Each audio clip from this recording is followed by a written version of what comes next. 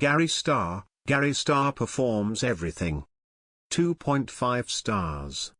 Ambitious show that often disappointed. Gary Starr's Classic Penguins won the award for Most Outstanding Show at this year's Melbourne International Comedy Festival, and he has been touring it around Australia since then.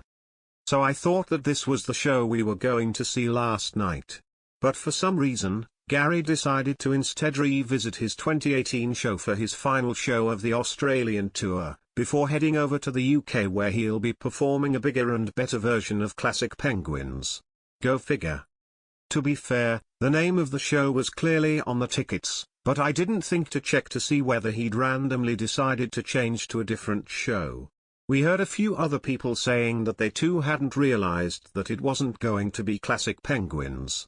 Hopefully not too many people drove 90 minutes to get to Phillip Island, as we did, expecting a different show.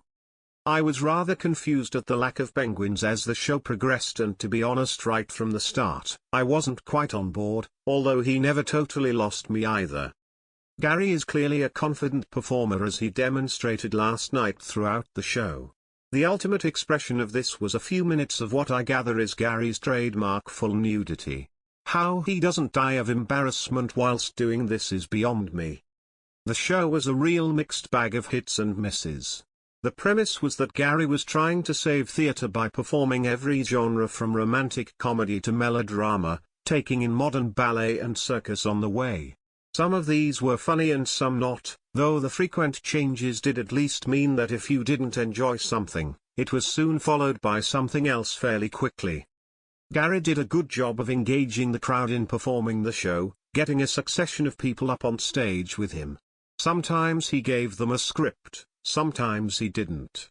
Once he got a few of them to whack him and each other with pool noodles. I'd not seen that before. But it wasn't particularly funny, so maybe that's why. Having said that, my favorite human enjoyed this bit, and actually the whole show, more than I did. I can see that Gary has something and can imagine that he could pull off a funny show. I'm just disappointed that we didn't get to see his Classic Penguins last night, as maybe that would have been the one. Overall, I enjoyed the night, but that was more down to having a nice meal and good company than this interesting but ultimately disappointing show.